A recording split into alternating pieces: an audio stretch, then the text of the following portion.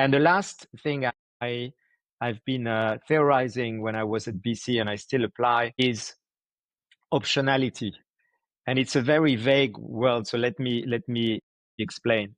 Optionality in the sense that this company that you're about to invest in has multiple possible engines of growth, and has multiple possible exits for you when you want to sell your position. So if you focus on the private equity, that means that take a company in the consumer space. If you're convinced that you can grow geographically, stretch the brand, do some buy and build, have more pricing power and grow margin, being more efficient on your cost base, all of these are different engines. They're not directly correlated to one another.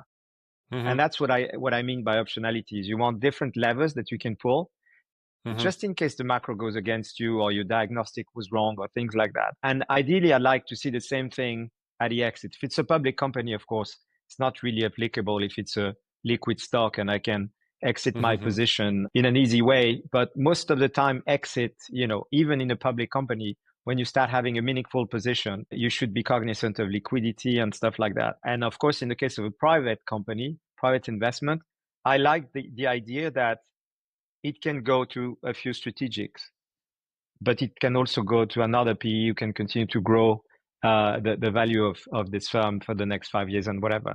That's what I mean by optionality also at exit. So having, again, multiple levels of value creation and ability to liquidate your position, to me, is paramount. It's a bit correlated to the macro and the unpredictability.